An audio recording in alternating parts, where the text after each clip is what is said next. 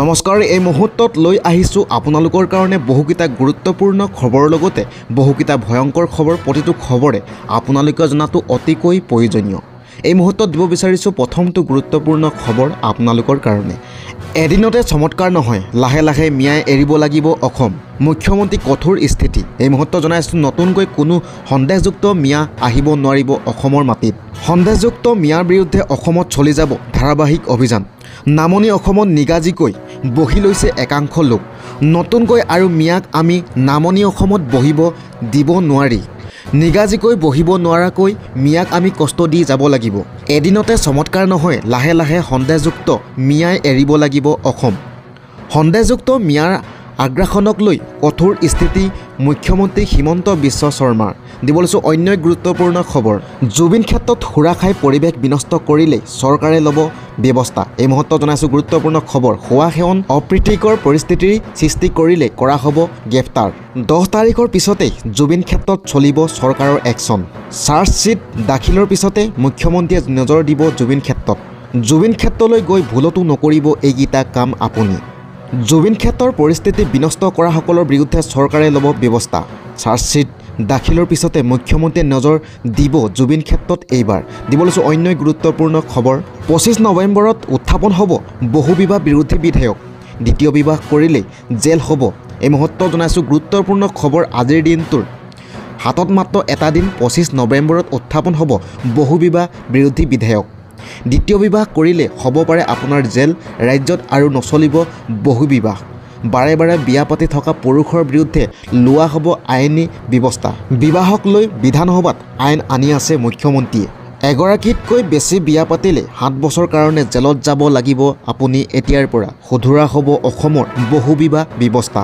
এজনীতকৈ বেছি পত্নী ৰাখিব নোৱাৰিব অসমৰ কোনো পুৰুষে। এজন পুৰুষে এজনীতকৈ বেছি বিয়া পাতিলে হ'ব পাৰে 7 বছৰ পৰ্যন্ত জেল। দিব লৈছোঁ অন্য গুৰুত্বপূৰ্ণ খবৰ। য'তেই মিয়া আছে ততেই উচ্ছেদ চলিব। মিয়াক শান্তিত থাকিবলৈ নিদিওঁ। গোৱালপাৰাৰ পিছত এইবাৰ নগাঁৱত চলিব সৰ্ববৃহৎ উচ্ছেদ। জনাইছোঁ গুৰুত্বপূৰ্ণ খবৰ। মিয়াক শান্তিত থাকিবলৈ নিদিওঁ, এই বুলি ভয়ংকৰ মন্তব্য মুখ্যমন্ত্ৰীৰ। গোৱালপাৰাৰ পিছত এইবাৰ নগাঁৱত চলিব সৰ্ববৃহৎ উচ্ছেদ। মই মুখ্যমন্ত্ৰী হৈ থকালৈকে অসমত মিয়াক শান্তিত থাকিব নোৱাৰে। যিসকল মিয়াৰ সন্দেহযুক্ত নাগৰিক তেওঁলোকক কষ্ট দিয়া মোৰ কাম, এই বুলি মন্তব্য মুখ্যমন্ত্ৰী। গতিকে মিয়াৰ কষ্ট পাই থাকিব, কোনো ৰাস্তা নাই মিয়া। গোৱালপাৰাত উচ্ছেদ হৈ গ'ল, এতিয়া নগাঁৱতো সৰ্ববৃহৎ উচ্ছেদ অভিযান আৰম্ভ হ'ব। যিমানে এটা ষ্টেটমেণ্ট বেছি দিব সিমানেই বেছি উচ্ছেদ চলিব। জুবিনৰ সমাধিত গ'লেও শান্তি নাপাব, গৌৰৱ গগৈ মিটিঙত গ'লেও শান্তি নাপাব। মিয়াৰ শান্তিত থাকিব পাৰিব যদিহে মোক মুখ্যমন্ত্ৰী পদৰ পৰা আঁতৰাই দিয়ে। মধ্য অসমত 6000ৰো অধিক বেদখলীকৃত ভূমিত চলিব বুলডোজাৰ। প্ৰশাসনিক বিষয়া বান্ধি দিলে সময়সীমা, দিলে অন্তিম জাননী। জাননী পোৱাৰ পিছতো যিসকল বেদখলকাৰীয়ে ভূমি খালী কৰা নাই সকলোতে চলিব উচ্ছেদ। বুলডোজাৰ একশ্যন ষ্টাৰ্ট নোহোৱাৰ পূৰ্বে পুনৰ সকিয়নি জিলা আয়ুক্তৰ। নগাঁও জিলা বিভিন্ন ৰাজচক্ৰৰ অন্তৰ্গত চৰকাৰী বেদখলকাৰী বান্ধি দিলে ভূমি খালী কৰা সময়সীমা। দিব লৈছোঁ অন্য এক গুৰুত্বপূৰ্ণ খবৰ। আপোনাৰ ভোটাৰ তালিকাত নাম ভুল হৈ আছে নেকি? ঘৰে ঘৰে যাব বুথ লেভেল অফিচাৰে। ভোটাৰ তালিকাৰ পৰা কটন হ'ব কাৰ কাৰ নাম। এই মুহূৰ্তত জনাইছোঁ এটা গুৰুত্বপূৰ্ণ খবৰ।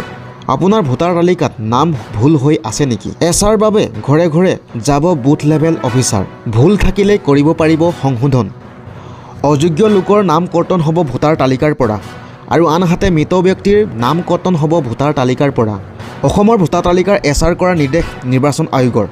22 নৱেম্বৰৰ পৰা আৰম্ভ হ'ল ভোটাৰ তালিকাৰ পুনৰীক্ষণ। নিৰ্বাচনৰ পূৰ্বে ভোটাৰ তালিকাৰ পুনৰীক্ষণৰ বাবে নিৰ্দেশ নিৰ্বাচন আয়োগৰ। জনাইছোঁ গুৰুত্বপূৰ্ণ খবৰ। 27 ডিচেম্বৰত প্ৰকাশ পাব খচৰা ভোটাৰ তালিকা, আৰু আনফালে প্ৰতিজন লোকৰ ভোটাৰ তালিকা পৰীক্ষা কৰিব বিষয়াসকলে। 10 ফেব্ৰুৱাৰীত প্ৰকাশ পাব চূড়ান্ত ভোটাৰ তালিকা। দিব লৈছোঁ অন্য গুৰুত্বপূৰ্ণ খবৰ আজিৰ দিনটোৰ আপোনালোকৰ কাৰণে। নতুন বছৰত যুৱকলৈ চৰকাৰৰ ডাঙৰ উপহাৰ। 1 জানুৱাৰীৰ পৰা ৰাজ্যত আৰম্ভ হ'ব বাবু আঁচনি। সাজু কৰক নথিপত্ৰ। জনাইছোঁ গুৰুত্বপূৰ্ণ খবৰ। 1 জানুৱাৰীৰ পৰা ৰাজ্যত আৰম্ভ হ'ব বাবু আঁচনি। বাবু আঁচনিৰ জৰিয়তে যুৱকসকলৰ দিয়া হ'ব অগ্ৰাধিকাৰ। যুৱতী মহিলাসকলৰ লগতে যুৱকসকলকো আগুৱাই নিয়াৰ লক্ষ্য চৰকাৰৰ। সাজু কৰক নথিপত্ৰ।